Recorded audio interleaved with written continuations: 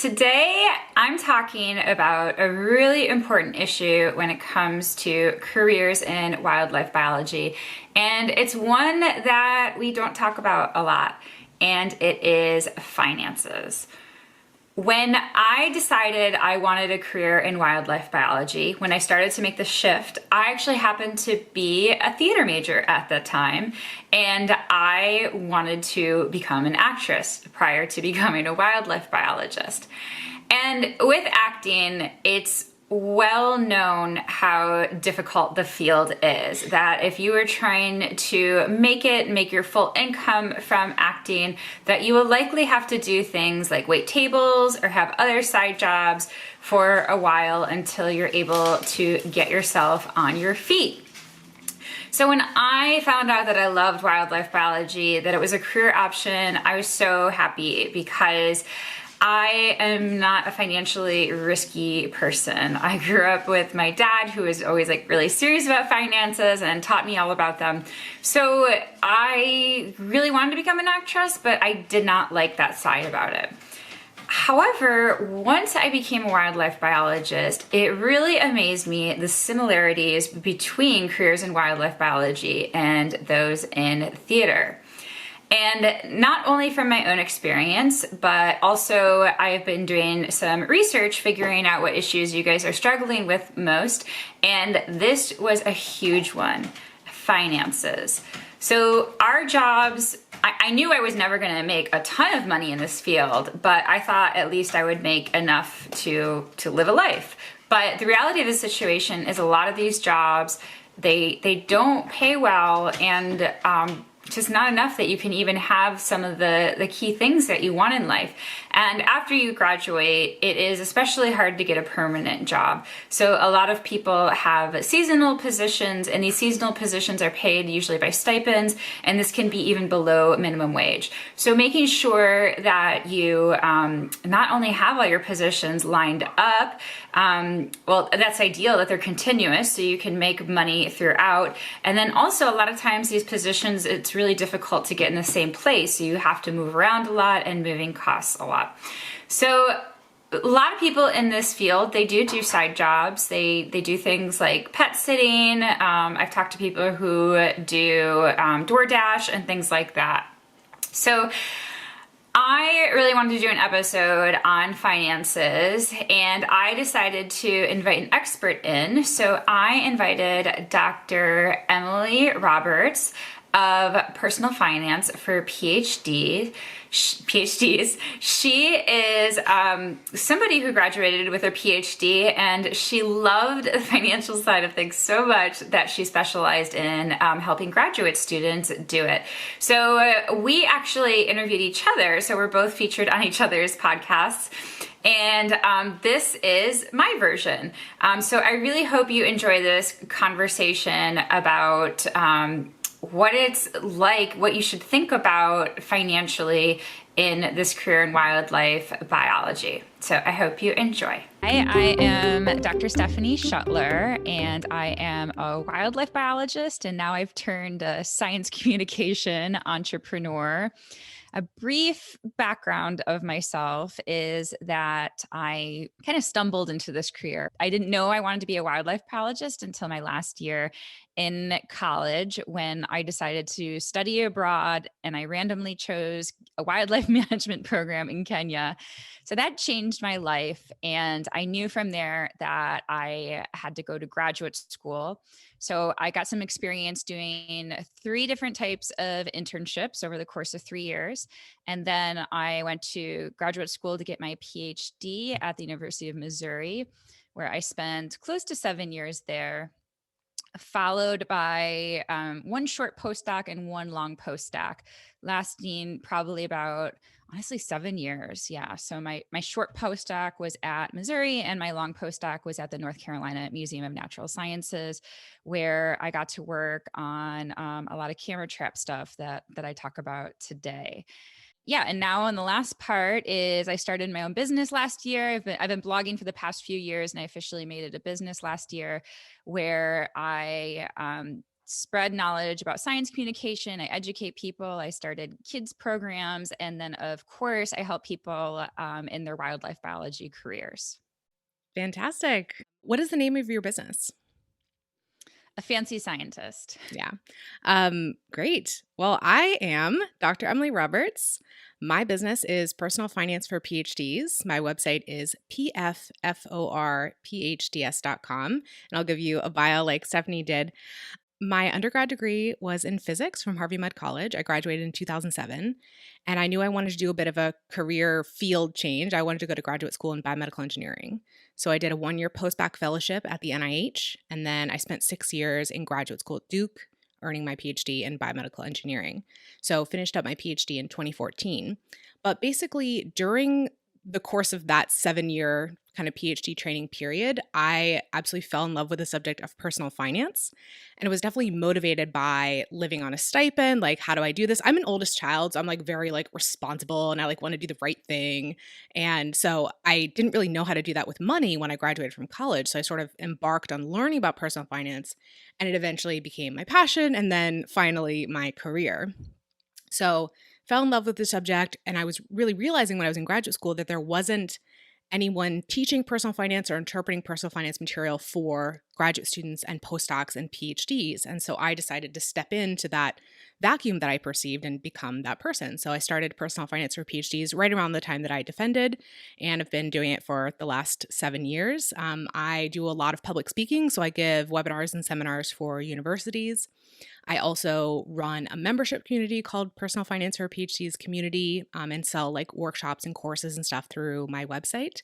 One of my most popular workshops is actually on taxes. So if you are a graduate student and you are struggling with your taxes, definitely come to my website to find out more about that. Yeah, but I'm really excited to speak with you, Stephanie, today because our subject is kind of, the finances of pursuing a career in wildlife biology, but it's a little bit more general than that, really, because we're really talking about how to stay sort of financially balanced and healthy while you're pursuing a passion that is not necessarily or immediately lucrative, and in fact might, you might be paying for in the form of your education. You might be paying for career experiences. So that's kind of our general topic. So even if those of you, who are coming to the podcast are not in wildlife biology, like still stick around because this is going to be generalizable information. Yeah, absolutely. I would even add that our field can be more lucrative in terms of going to graduate school than other fields. Like I've heard about people who are getting their PhDs in English and their TA ships get paid just so poorly. So a lot of the experience and advice here will definitely transfer over. Yeah, let's talk more about specifically how wildlife biology is positioned because it's a science field, of course, which you might immediately think, oh, like you make money in science, of course. But on the other side of it, it's a very competitive field and people follow it because of long held passions. So let's talk more about that. Like, how do people develop their passion for wildlife biology and pursue that? I think people develop it usually from a young age. That's what happened for me. I always loved animals and I love nature. And like I said, I didn't discover it until a career as later on. Like when you're young, people always say like, why don't you become a vet if you really like animals? So I didn't know it was a career option.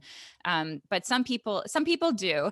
But when you track back to like why people want to do it, it usually has to do with those experiences of being outside in nature when you're young. And actually, a lot of wildlife biologists, a lot of them start off like hunting and they just spend a lot of time outdoors.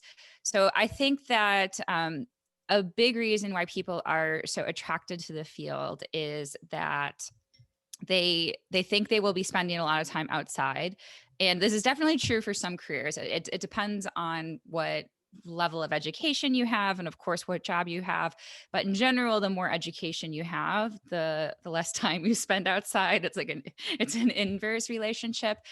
And we get really cool experiences. A lot of us get to travel. Of course, some of us get these really close interactions with animals that regular people can't have, or even just accessing different types of places. Like some of the field sites I've been to would have been difficult to visit as a tourist, and some of the experiences you have. So yeah, I think that's what's really attractive about it. And you're right, it's really interesting because there's so much push for STEM education, and especially getting people of color and girls interested in STEM because our field is not very diversified. And a reason to advocate for STEM careers is often actually like finances, that it's a really financially beneficial career. But again, it totally depends on what you do. And wildlife biology is not very lucrative, and it's just simply because there's not a lot of money in wildlife and conservation work. A lot of our employment is nonprofits, the universities, and I mean universities you can definitely get paid well, and any of these jobs you can get paid well, but in general, if you think of like disease research, there's going to be so much more money from the US government to and other sources to invest in like medical research than there is in saving wildlife. So that's really the big difference. But I think most people go into it because they love it so much. And that's what I always said. I knew I wasn't going to make a lot of money, but I loved it so much. So that's why I went into it. And it's so important to go into these kinds of career choices with your eyes wide open as to what the possibilities are, including the financial possibilities. So it sounds like people, maybe from the time they're children, have a very like romantic idea of what this career is going to be, but the reality does not necessarily line up with that, especially as you advance further and further.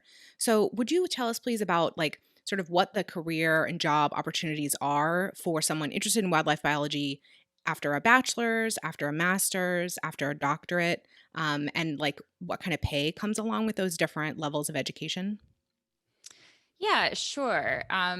It's interesting though that you said that about like the romantic version, because I have a book, getting a job in wildlife biology and what it's like and what you want to know. And I had a review on there recently. It wasn't a bad review; it was a 4-star review, so it was good. But it was a parent that bought it for her daughter. And she read it first and with the intention of getting it to her daughter. And after she read it, she was kind of like, I'll leave it up to my daughter to read. And her review was all about how realistic I was. And that's exactly why I wrote it, because people have this really romantic view of what wildlife biology is. Like myself growing up, I saw Jane Goodall. And I mean Jane Goodall isn't really considered a wildlife biologist. She's more of a primatologist, but still that's what you imagine it to look like, or Steve Irwin. And the reality is you're not doing those types of things. So I pride myself on telling the truth, and I don't want to dissuade anyone from entering this field. I just want them to know like what it's like going into it. But there's a huge variety of possibilities.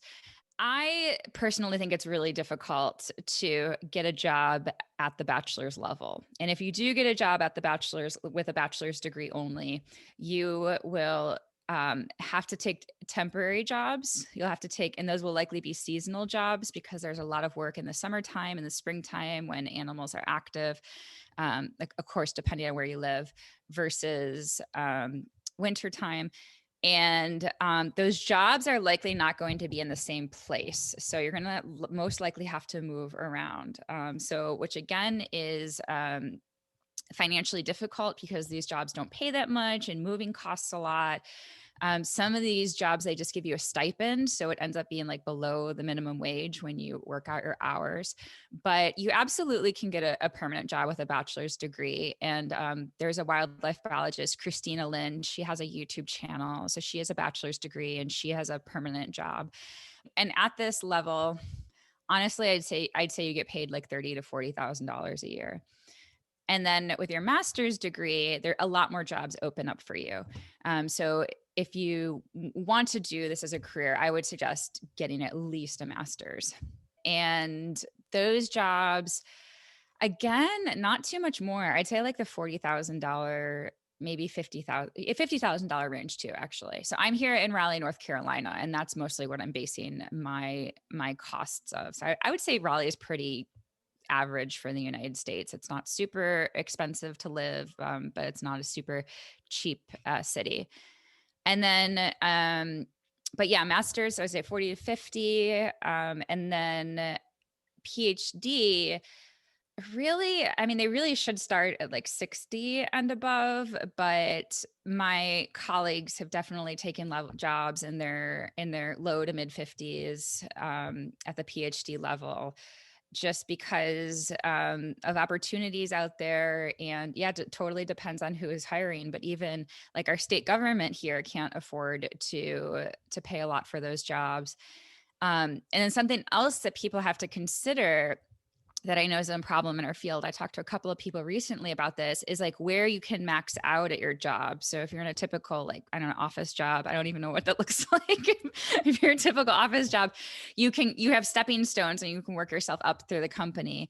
Here or in our field, it can be very difficult. You can reach like the top of your position, and then unless like the director steps down or somebody very prominent changes their career, then you really don't have anywhere to go. And with PhD level jobs, I mean, I know people who have six-figure salaries, so that's definitely possible. But I'd say like at least 60, 65 starting out is pretty typical even now.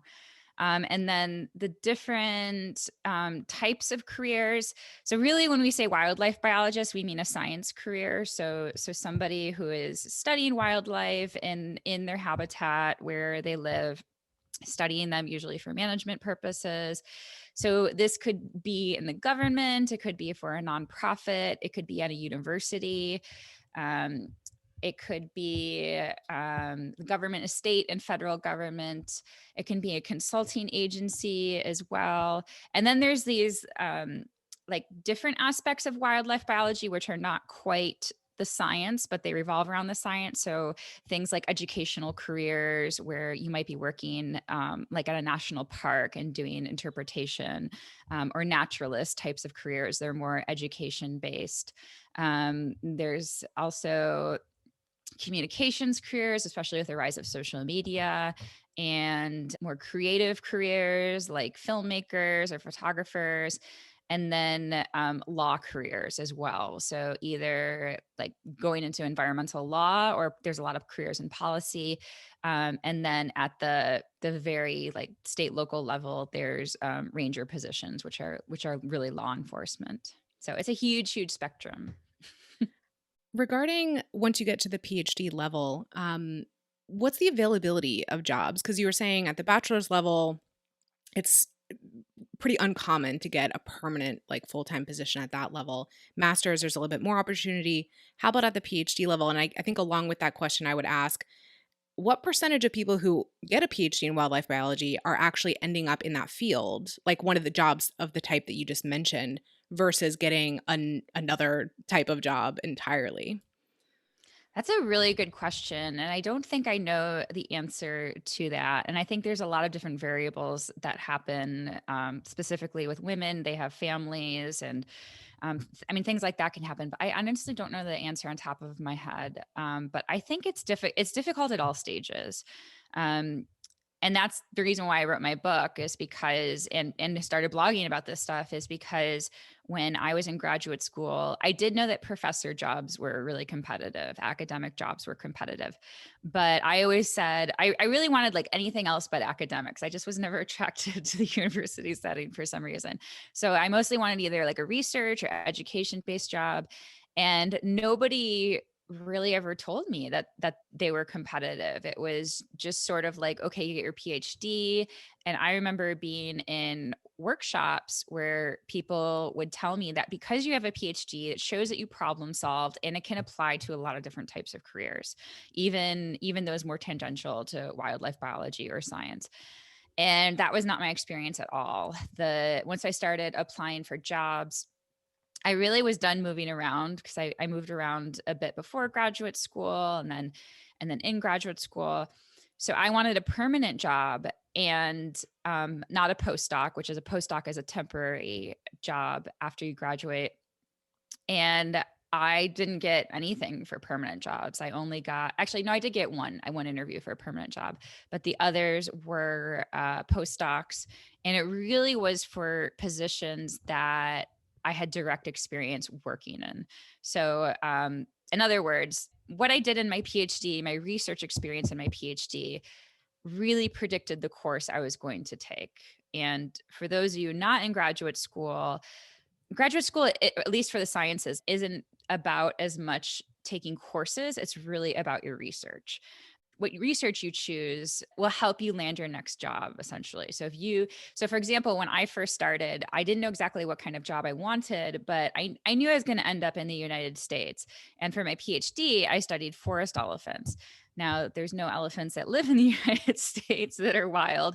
So there's just fewer jobs. And really only jobs are professors or zoo jobs. And they're just really rare. So I really should have gotten my degree studying something like black bears, which live like all over the US, or there's multiple bear species here. Um, but yeah, I get the impression it's competitive at all different levels. And when I was looking for jobs, my friends are having like the same difficulties. So I knew it wasn't just me, and like I wasn't writing my applications good or anything. It was kind of like a silent epidemic where we would all like talk to each other and be like, wow, I can't believe this is so difficult. And then also talking to other people who have been employed in their jobs for a while, like this one professor at NC State. He's not even, I don't think he's even been there like a really long time, but when he got his job, he only had one publication. Whereas I did apply for some professor jobs, and myself and another applicant, we probably had between 10 to 15 publications, and like we weren't even considered for an interview. So the standards have definitely changed, and yes, I think it's competitive at all levels. And just one more thing. And my other friend, I had her on my podcast, but I did say that like more opportunities open up to you when you have a master's. She had her master's degree, and she still had to do temporary jobs after her master's before she landed a permanent position. I do love your realism right here. And I'm sure in your book as well, because people who are pursuing higher education for, and also, careers that are competitive and so forth, they need kind of a dose of cold water, and they need to get the advice that you're saying right here about like really consider the exact research project that you are committing to, because that is going to shape the future of your career. And it sounds like for you, you have this sort of geographic element like thrown in that maybe some other fields like don't, but still it's very, very important to choose wisely what field you're in, the kind of research you do, who you work with, whether you have other outside experiences, outside of just your typical graduate work and so forth. So, yeah, a lot of people need to hear what you're saying, and more people probably need to do this for other fields, not just yours. So, one thing that I learned from our prior conversations is that in your field, it's very common for people to have to do volunteer experiences or even pay to play experiences to get into graduate school, to get a job, to advance. And this is not necessarily as common in other areas. So could you please tell us more about what does pay to play mean? What are the kinds of volunteer experiences that people may be required to have, and are they really required? Yeah, absolutely. This is a really hot topic right now. I personally think that you cannot get into graduate school without having some sort of experience. And in order to get that first paid experience, honestly, you really need experience for that. And I would say you can get it in college if you volunteer with a lab and you get college credit for it. So that's essentially not totally volunteering. And there are some work study programs in colleges as well. But really, to get your first experience, you need to volunteer, and that's just the unfortunate reality of it. And this is a big problem because it discourages diversity from our field. So I'm in no way like advocating for these experiences. I just feel like that's the reality of the situation. So there's lots of experiences, and even at our museum, like when we had interns in our lab, we did have money for some of them. And I constantly applied for grants to get money to pay interns, but they don't come through. So either like I would have people email me and be like, I'm so interested in your research. Can I help you out? Or I would have a lot of research to do, and I would come across people and offer them experiences to help me with this. And there's exchanges in other ways. Like I write them letters of recommendations, and I invite them to be on journal publications and stuff like that. But yeah, we can't afford to pay for everyone. So it's hard it's hard to deny people experiences who want them. But also, the pay to play thing is that some experiences are so desirable that they can afford to charge for them. And I do think there are some sort of scammy experiences out there where they profit off of it. But there are also legit scientists who are working in another country and they have to pay for the field site and the food costs and things like that. So I've seen job advertisements where you get to maybe go to like South Africa for a summer and you have to pay to stay there. And they mentioned that it just covers the field costs and they're not making money off of it. But still, I know a big reason why I got certain opportunities was because of my experience in Kenya. I had a study abroad program and an internship in Kenya. And Kenya was, it really was volunteering because I did get paid, but I got paid a Kenyan salary. And then I did have to pay for half of my airfare. So it ended up being a year where I didn't make anything. Um, and yeah, if I didn't have those experiences, then I would have not had like my graduate school experience of studying forest elephants. So if somebody who comes from a financially disadvantaged background really wants to do something like work internationally, honestly, it's really tough because those experiences are more desirable and people are willing to pay for them.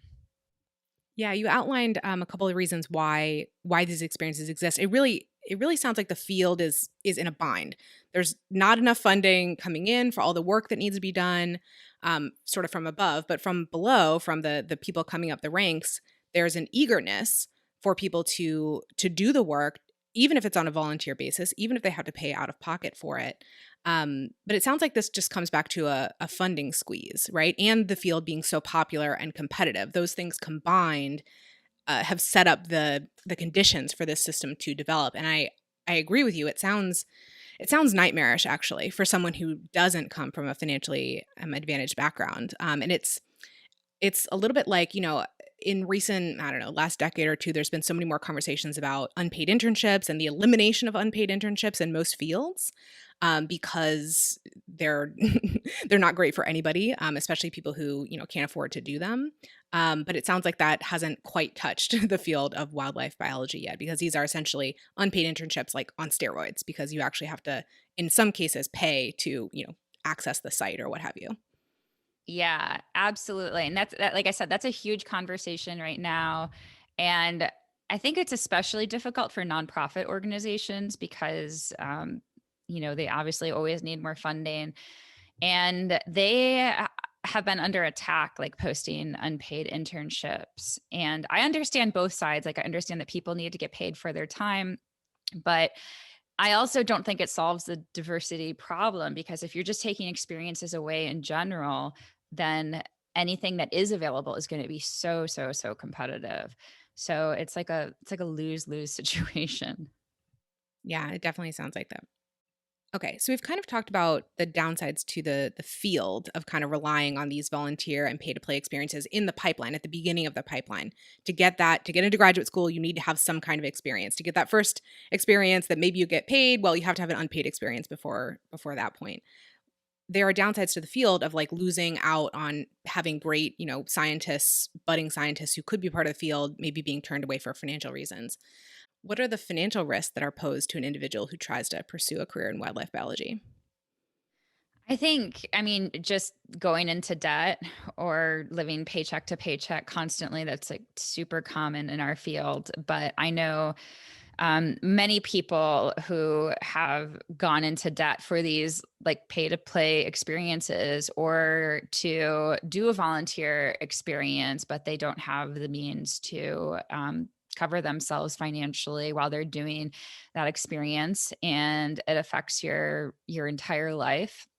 The opportunities, I guess, they kind of go away, but they manifest in different ways. So like once you get your PhD, well, actually after your master's too, like I talked about my friend Rebecca, a lot of times you have these temporary opportunities and it's really difficult to get things lined up financially. And it's a very demanding career. There's always things that you could be doing for your career, especially once you get to like the science route of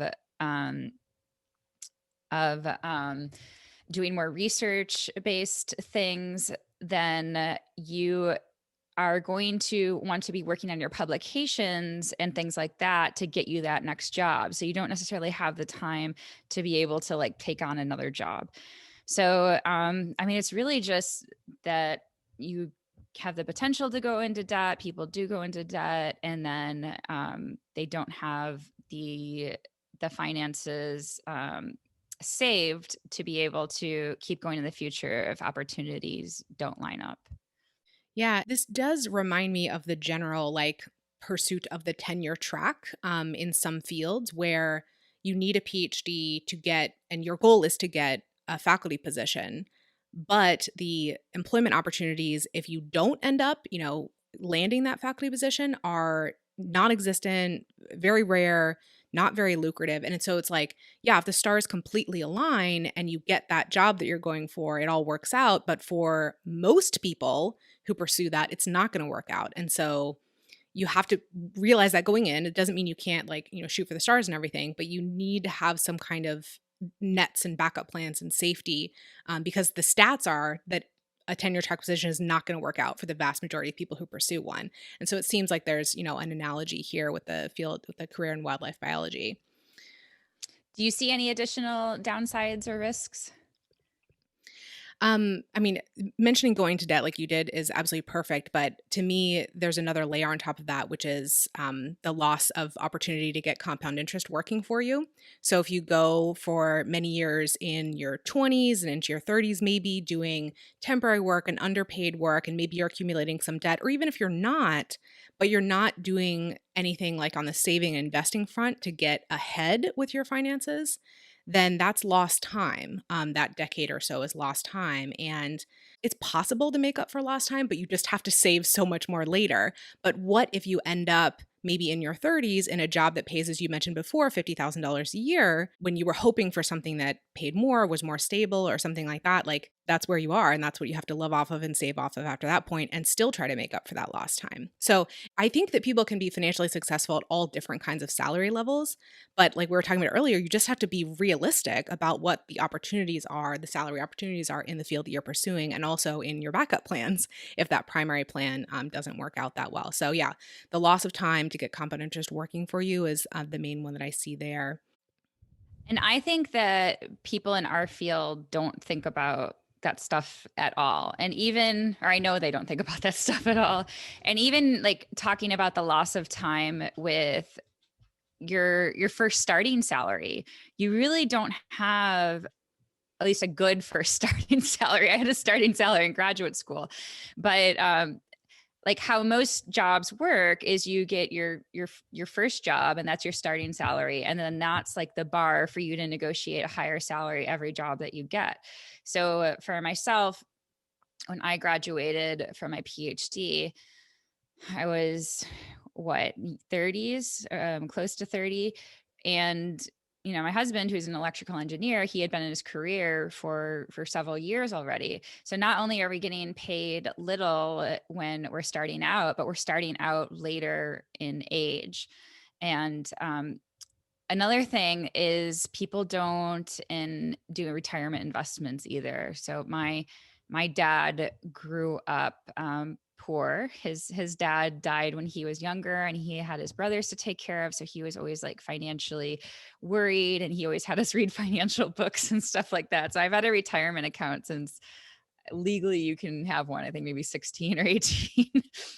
But yeah, like we're not taught that. Like you're right. Like nobody's talking about this stuff. And they, like my friends would be like, well, I'll get it when through my job, when I get my first job. But some of my friends didn't get their first jobs until they were close to their 40s, and your retirement compounds. And that's really where the money comes from.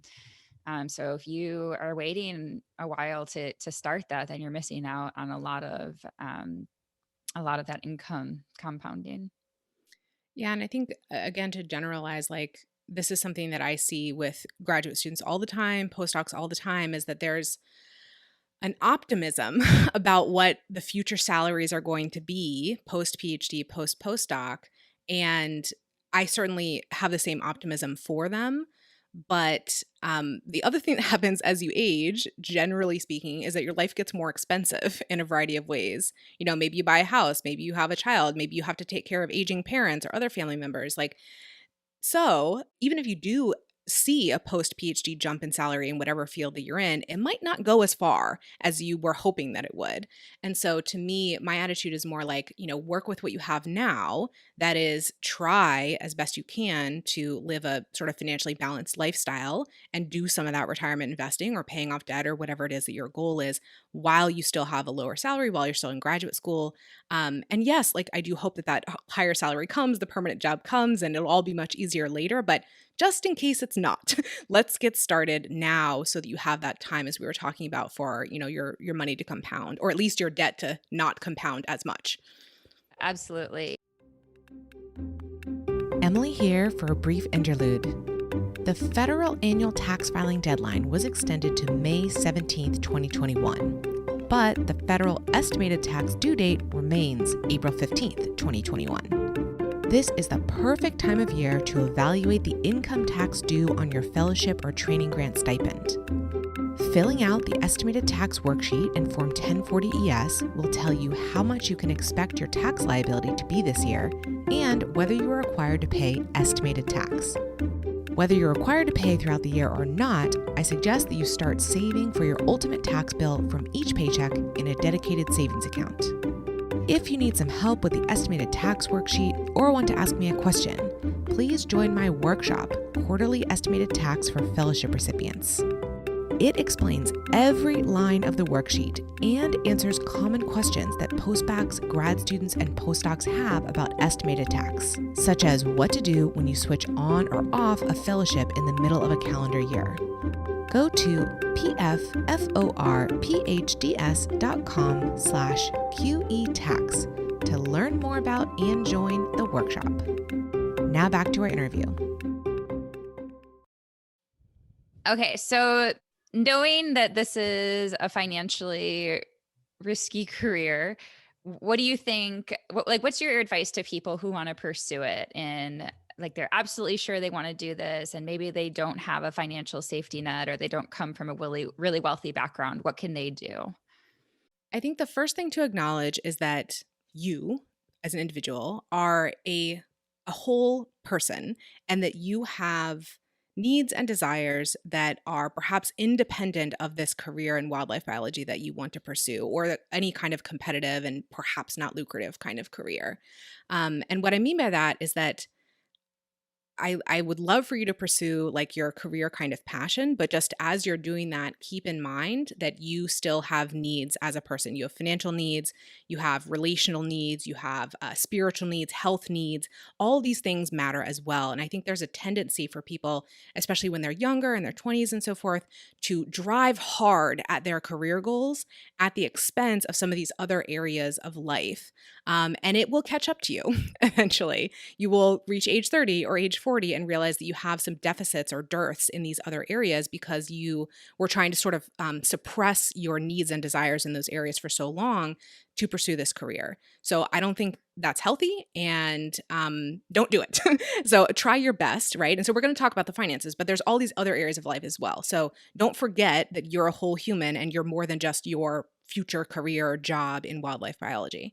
So that's kind of the first thing to keep in mind. So as we're talking about sort of financial health and financial wholeness as you pursue these careers, I do think you need to create your own safety net and your own financial security and backup plans as you go. And so that may mean that it will take you a little bit longer to get to graduate school, for example, if that's your next goal. Maybe you might take an extra year instead of taking a 1 or 2 year gap, take a 3 or 4 year gap between finishing undergrad and that graduate degree, for example. And that's to build up more of your own financial security in the meantime. And so one of the things we talked about earlier, these pay-to-play or volunteer experiences, is it possible, for example, for you to plan around that and say, I'm going to have a summer job. Maybe it's not even a job. I'm going to have a summer experience and it's going to cost this much money, or I'm going to be paid this much, but my lifestyle needs are this much. And how can you save in advance for that? And what kind of job can you have when you're not actively engaged with these experiences? How can you pursue a job and a career that will allow you to have the experiences, but still give you some financial stability in the meantime? And One of the things I end up talking a lot about and that I've learned a lot about from people I've interviewed on my podcast is regarding money mindset and limiting beliefs. And so, limiting belief that someone in the field of wildlife biology might hear, and they might even get this from your work, again, the realism, is I can only ever have a temporary job and I can't have a job the other 7 or 8 months of the year because that's not in my field, whatever. But maybe there is a way for you to build a job or an income or a career in that part of the year and still have that balance where you want to do, these special experiences in the summer or the spring or what have you, but still be making money in the other part of the year. And honestly, I think one of the most accessible ways is what you and I are now pursuing, which is entrepreneurship. So maybe there's a way to have set up your own stream of income. Maybe you work on it more intensely in one part of the year and less intensely in the other part of the year. And you can create that balance for yourself to still allow you to pursue the experiences in the career that you want to have, but still be making money in the other part of the year or a little bit, while you're having those experiences still. So that's one idea. The other one is about this debt, either going into debt to have experiences, or on the flip side, maybe not paying down student loan debt that you've accumulated in the past. I mean, as we've had a student loan debt crisis that's been building and building ahead of steam for a long time, but especially in the last decade. And, in the last decade, I think many people have come to realize, your student loans, your education, especially at the bachelor's level, is not necessarily an investment. It's not automatically an investment. You can't pursue any bachelor's at any price and be sure that that's going to pay off. Same thing for graduate degrees. Your home is not always an investment. There are things that used to feel safe, that used to give you a path to the middle class, that are not there. They're not guaranteed any longer. And so I think you have to be really, like, in thinking about pay to play experiences as an extension of student loan debt. So, like, I'm taking out student loan debt to pursue my education. I'm taking out some kind of personal loan or consumer debt to pursue this experience that I want to have to get into graduate school. You can think about them sort of analogously. And so, one rule of thumb that works for student loan debt that maybe you could extend to if you're going into debt for these experiences in wildlife biology is don't take out more debt than 1 year, your first year starting salary. That's like the rule of thumb for an undergraduate degree. And so, if you're, going into a little bit of debt or foregoing salary to pursue these, volunteer pay to play experiences, can you keep the debt level down to 1 year of your current salary or lower? Is that possible? So yes, pursue these experiences, but make sure you're doing it you're not giving yourself carte blanche, right, to spend and go into as much debt as you might want to. You're sort of putting some checks and balances on yourself along the way to make sure that you're not getting in too far over your head. Yeah, absolutely. And actually, my one of my big I have a lot of advice for people, but it's something I think that people should do is not worry about the school so much. Like, a lot of students are super obsessed with, like, what's the best graduate program or what's the best college to go to. And I honestly think that students should really, especially at the college level, focus on getting the school it's going to cost them the least, because, like you mentioned, um, your degree doesn't necessarily pay off. If you're going to invest, $120,000 for a college degree, and you can get the same result with one that's going to cost you 10,000. I mean, I actually regretted for a long time my experience, because I didn't know what I was doing. I didn't know what I wanted to be. And I even applied poorly to schools. I applied to, like, only Ivy League schools because that's what I knew. And the only schools I got into were my local state school and other schools that cost like $30,000 a year or a semester. And I was like, okay, I'm just going to start off at my state school because I don't know what I'm doing.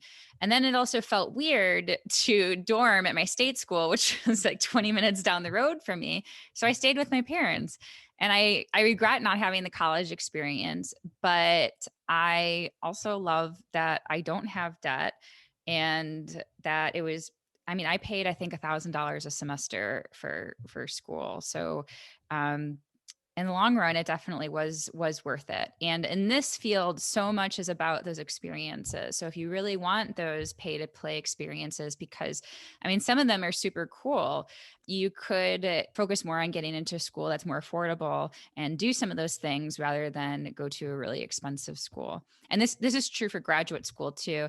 And graduate school in science, you do get paid, you get a stipend, but you get paid different amounts according to the different schools and even according to the different programs. So I was actually not in the wildlife biology program at for my PhD, or in the department. I was in the biological sciences department, and they had a fellowship. So I was paid a lot more, and I didn't have to TA, and that played a huge role in me deciding to do that as opposed to another program where I would have to TA and get paid less. I think that's a great point, both at the graduate and the undergraduate level. Is it's more about what is the actual work that you could be doing, who can you be working with, rather than maybe the name of the school, and of course the finances come into play as well. Because again, I think my basic point here is like shore up security for yourself as you go as best you can to keep you on this route as long as you want to be on it in pursuit of a career in wildlife biology, so that if you get to the end, let's say, of your PhD, and you realize, okay, I can get the permanent job, I've achieved all my goals, everything is wonderful. Well, you have some good, financial, a nest egg behind you, perhaps, or at least not as much debt as you could have been in. That would be great. But if you get to that point and you say, nope, I'm going to exit this career now, and I'm not going to have the type of job that I thought I would have, I'm going to have some other type of job, at least you won't have the financial regret behind you of, oh my gosh, I pursued this school, that school, they didn't pay me well enough, I spent too much on this experience. Yeah, I think what you said is perfect, is like focus more on the experiences if you want to go for, less expensive college education, but save your dollars for some pay to play experiences that are really high impact, then that makes a lot of strategic sense to me. Yeah, and another route, I think we talked about this in our chat. You talked about an acronym FIRE. Yeah, so FIRE stands for Financial Independence, Retire Early, or Early Retirement. Yeah, so you could either do that or do a sort of hybrid model. And I interviewed somebody who did um, something kind of similar to that inadvertently. He didn't retire early, but he had 20 years in a corporation that was a really good job. And he um, he volunteered in these citizen science programs on the weekends and in his spare time. And his corporation actually paid for him to go back to school. So he did get a degree in environmental sciences. But when he was finished and on the job market, he got the second job he applied for. And I could not believe that. I was like, oh my gosh, wow.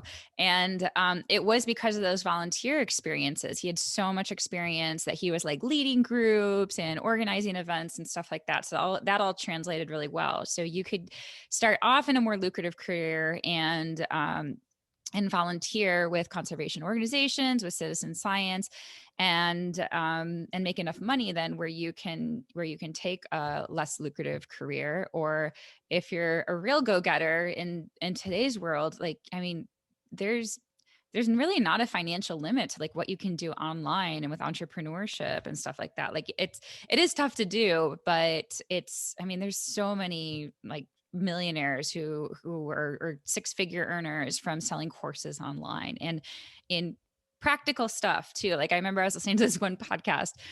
This woman, she had a podcast all about goats, and she made six figures just from selling a course on how to raise backyard goats. And she had like different courses too. So it's like, you just don't think like, oh wow, like you can make a lot of money off of information on goats, but you can. So there's a lot of opportunities out there. Yeah, what I think is really interesting about the FIRE movement and combined with like these sort of passion careers, whether it's wildlife biology or whether it's maybe some other thing you want to get a PhD in. So if, the most intense people in the FIRE movement, the goal is to retire in about 10 years. Not retire necessarily, but become financially independent in about 10 years. That would be like a fast goal. So you get out of college when you're 20, by 32, if you were really intense about it and chose the right career, maybe you were an engineer or something like that, you could be retired by that point, or, financially independent, optional to retire at that point. Now, that is a route to free up the entire rest of your life from age 32 to whatever to do anything that you want, as long as your lifestyle expenses don't creep up to the point they exceed your investment's ability to support you. And so that is where you could spend the next 50, 70, 100 years of your career working in wildlife biology in any kind of capacity that you can achieve, knowing that your finances are already taken care of. And that's a very unconventional route, right? But I think it's something that maybe more people should consider if their passion is in a field where it's so difficult and so competitive to get a full time position. And, I think it also goes back to the realism discussion we were having earlier. Maybe there's something about wildlife biology or whatever field that you're in that you like that romantic version, but you are not so enamored with the reality of having a career in that field version. And maybe becoming financially independent allows you to experience the romantic versions of the career, rather of the field to a great extent without having to commit to having to earn in the career and doing maybe the work that's not quite as exciting to you. And so I don't know, it's a very interesting idea. I actually did meet someone one time at a financial bloggers conference who had reached financial independence in his early 30s through whatever, he's like a finance guy or something. And he was telling me, oh, yeah, I'm considering going back and getting my PhD in a completely unrelated area because I can do whatever I want now, essentially. It doesn't matter if I get a stipend or not. I can support myself. He can pursue anything he likes. And so I've never really discussed this idea with anyone in terms of PhDs before, but I think it's I don't know, it's not the most outlandish thing. Yeah, absolutely. And I mentioned this in the last chapter of my book is like you said, maybe you don't want it as a career too. And maybe that'll actually be more satisfying to you. So I had this talk with this very prominent biologist, and he was talking about his friends, how they were traveling all over the world and showing him all these cool pictures and all these cool places that they've been to. And one of the countries that he said was a country that he does a lot of work in. And I was like, you work there. You're always traveling there. And he's like, yeah, but I'm in conference rooms. I'm in meetings. I'm not going to see this beautiful waterfall or go to the beaches. So again, it might be that romantic version of once you get higher up with your education, you're going to be doing more administrative work, and you're going to be writing scientific papers and writing grants and stuff like that. And to be honest, that's sitting behind a desk writing. So I just want people to really understand what it's like and what they're getting into. And yeah, if you're really driven because you want to travel or have cool experiences with animals, there are citizen science vacations. Earthwatch does this, that you can pay for, that give you those opportunities. You can pay to work with a sea turtle biologist and help him tag turtles or help them tag turtles. And so you can still have these experiences, but you're not the one leading them, which actually might be nice because then you don't have to worry about all the logistics of setting everything up and managing people and things like that. Yeah, I love that idea. And it's just kind of thinking outside the box, right? How can I get to have this lifestyle that I want? Does it have to be my career, or can it be something I do on the side as you're building a career in another area, or I've retired from my career and so now I can do it afterwards? I think that's a really exciting idea that you can be in wildlife biology in more ways than just a full-time professional scientist. You're so right too about your life choices changing when you get older. I talk to a lot of young people who are like, I don't need to live in a big house, or maybe not necessarily need to live in a big house, but you do want more things as you grow up. Like you want more stability and things like that. You don't want to be moving around all the time. And even myself, I didn't want to have children, but yeah, I want to be stable and I want to stay put and not going from here to there all the time. Yeah, what I often repeat on my podcast is money gives you options. And so really what you're doing when you, for instance, take out a bunch of student loan debt and then go into even more debt for these Pay-to-Play experiences, and eventually go into graduate school and you're there for a long time, and then all the things that you might have to do to get this final career that you are going for. If all that while you're just accumulating debt and you're not putting money into retirement, you're basically hamstringing yourself into this career has to work out or I am sunk, you know? And instead, if you try to pursue it, but in a more balanced manner in terms of your finances and other areas of life, you can get to that point, maybe when you're done with your PhD, and say, okay, I have options. I can still pursue this career that I'm going for. I can get another type of job because you have built up some financial stability along the way. So it gives you options. You don't feel like you're stuck in just the one type of job that you've been going for that whole time, which might not even be available to you. Absolutely. Okay, well, as we're wrapping up the interview, Stephanie, one thing that I ask all of my guests is what is your best financial advice for another early career PhD? I think probably the best is, and this is where I always tell people to start out in this career, is to look at the jobs out there now that they ultimately want. And I have a tool on my website for this. It's called the Job Tracker. And you basically just like write down or you copy and paste like what jobs you like, how much they pay, what your education is. And then in my course, I also have a budget planner too, and like see if you can afford that career and see if it works out to be the type of lifestyle that you want. So really like copy the salary and the location and look up houses in that area and how much they cost and see if this fits into your lifestyle. But again, like really get an idea of like where you want to end up, so there's no surprises and you can pivot more easily along the way if you decide, okay, I love this, but I really want to make more money, which is okay, because like I said, some of these jobs they pay very little, and it can be difficult to live with those jobs. I knew somebody who had what other students thought was like an absolute dream job, but she was just so sick of not making money. Absolutely. I love that advice. It goes along with the general theme of like being realistic. I'll give some realistic, like realism advice as well, actually. Of course, I always flip around and change what my best advice is for different situations. But I think for this interview, my best advice would be to track your net worth. And it's sometimes a really scary thing to look at. So, your net worth is like the sum of all your assets. So, that could be if you own property, maybe it's the value of your house, if you have money in the bank, stocks and bonds, anything like that, that all goes on the asset sides. The sum of your assets minus the sum of your liabilities. And your liabilities is all your debts: student loan, mortgage, car loan, medical debt, credit cards, everything. So, that number, your assets minus your liabilities, is your net worth, your financial net worth. And it's sometimes a really, really scary number to look at, and a lot of people want to avoid looking at that number because they think it's going to be an unpleasant experience. They know that their liabilities exceed their assets and so forth, which is so common when you're getting out of college, early in your career in graduate school. Very, very common. But I would say do whatever you need to do to face up to that number, and I suggest tracking it on a monthly basis. So I record my net worth, for example, on the first of every month. So it's not something I have to look at every day, but I always have an idea of where I am. And there's this, I don't know who to attribute this to, but there's this famous like sort of quote or maxim that's like, what gets measured gets improved, like gets worked on basically.